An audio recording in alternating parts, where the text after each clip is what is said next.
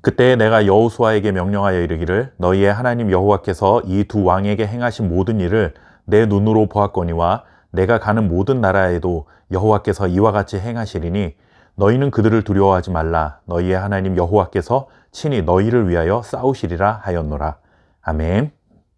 이스라엘 백성들은 이제 40년 광야 생활을 마무리하고 하나님께서 약속하신 가나안 땅 입성을 눈앞에 두고 있었습니다. 가나안 땅에 들어가 하나님이 약속하신 안식을 누리는 것은 너무나 기쁘고 감사한 일이긴 하지만 한 가지 큰 문제가 남아 있었습니다.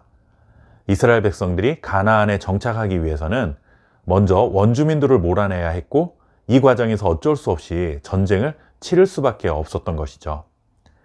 아무리 하나님의 약속의 땅이라 하더라도 직접 전쟁에 나가서 상대편과 싸워야 하는 입장에서는 두려움이 생길 수밖에 없었던 상황이었습니다.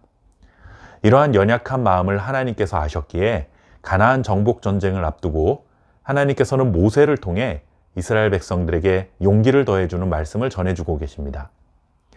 이스라엘 백성들이 두려움을 극복하고 가나안 족속과 전쟁을 치를 수 있게 하시기 위해 하나님은 광야 여정 가운데 있었던 두 번의 전쟁 사건을 예로 들어 설명해 주십니다. 헤스본 왕 시혼과 바산 왕 옥에게 행하신 일을 신명기 2장 중반부부터 3장 중반부까지 아주 긴 이야기로 전해주고 있습니다. 잘 아시는 것처럼 가나안 땅을 향하는 과정에서 이스라엘 백성들은 불가피하게 헤스본과 바산 지역을 지날 수밖에 없었습니다. 처음부터 하나님께서 이들과 전쟁을 치르라 하신 것은 아닙니다. 하나님께서는 아무런 충돌 없이 그냥 지나치라 말씀하셨고 모세도 하나님의 말씀에 순종해서 그들에게 사신을 보내어 싸울 의도가 전혀 없다는 것을 알렸습니다. 그러나 헤스본 왕 시온은 이를 거절했고 이스라엘 백성들의 행진을 방해하며 결국 전쟁을 일으켰습니다. 바산 왕 옥도 헤스본 왕 시온처럼 이스라엘과 전쟁을 치렀습니다.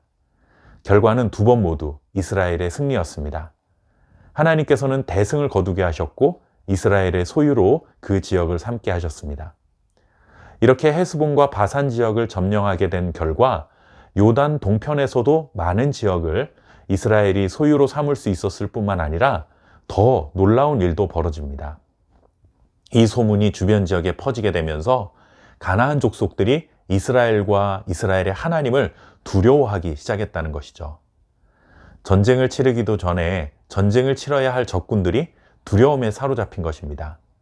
기싸움에서 이스라엘 민족이 이겼습니다.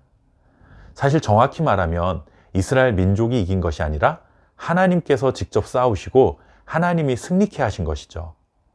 이스라엘은 하나님이 싸워 이긴 승리를 그저 누리기만 했을 뿐입니다. 이 이야기를 가나안 전쟁을 앞둔 출애굽 2세대들에게 전하는 이유가 무엇이겠습니까?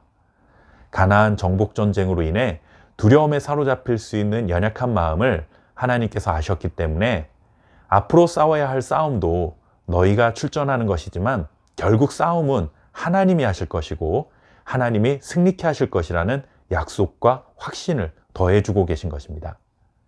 이렇듯 과거에 하나님이 우리 삶에 베풀어 주신 기적과 같은 은혜들은 앞으로 살아가야 할 불투명한 날들 속에서도 하나님의 기적과 같은 은혜를 기대하게 만드는 힘이 됩니다. 지금까지 하나님이 우리에게 베풀어 주신 은혜를 하나하나 헤아려 보십시오. 그것이 너무 감사하고 위로가 되는 것이 사실이지만 그것으로만 끝나면 안 되고 이렇게 은혜로 채워주신 하나님이 어떤 세상을 만나게 될지 모르는 우리의 미래를 은혜로 채워주실 것이라는 확신과 소망을 가질 수 있어야 합니다. 그리스도인은 과거에 사로잡혀 살아가는 사람들은 아니지만 과거에 경험한 하나님의 은혜는 미래를 기대감으로 바라보게 만드는 창문이 될 수 있습니다. 지금까지 지내온 것 하나님의 은혜입니다. 앞으로 살아갈 모든 시간도 하나님의 은혜로 살아가게 될 것입니다. 두려움으로 앞을 내다보지 마시고 소망으로 앞을 내다보는 저와 여러분 될 수 있기를 바랍니다. 감사합니다.